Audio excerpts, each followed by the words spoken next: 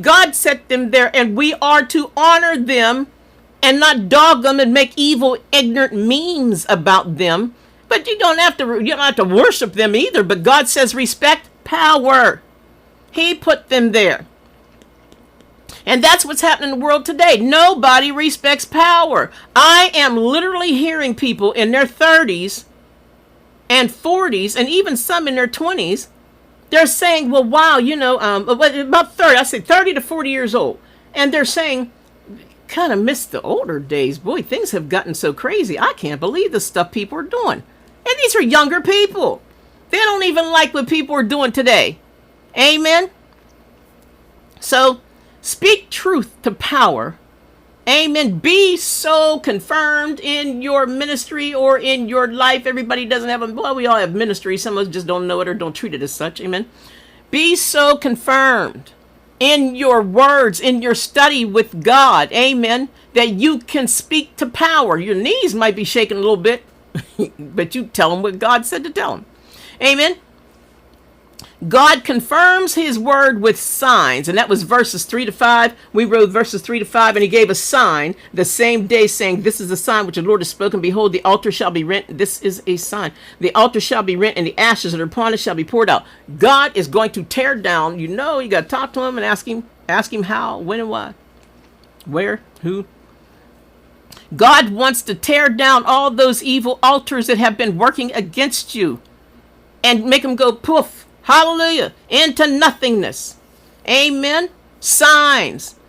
Amen. The key points. The altar split as a confirmation of the prophecy. Jeroboam's hand shriveled up. God, and then he asked God to heal him. He's serving all them little G's, but he knew to ask the big G to heal him. Amen. And God backed up his man. God will back you up in your ministry. He's not going to let you hang. Amen. Healing came, but not because of Jeroboam's repentance. It was God's mercy. Signs follow the word, folks.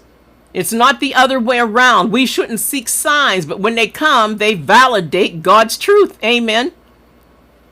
Amen. My daughter and I sat in the living room last night or night before last, and as we got a sign. There was something that dealt with my hand. And it was beautiful. It was awesome. Something happened. That's all I got to say. And it was a sign from God.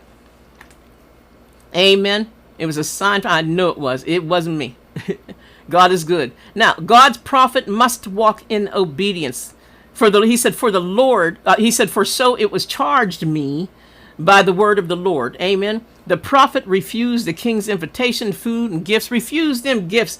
People follow all of these Masonic type folks and all these big high folks and everybody because they shake their hand, they think they're high and mighty, and they get invited and all that and stuff, and then they get in and find out that they worship whatever God they feel like worshiping. They're all together and they're all worshiping different gods, kind of like this.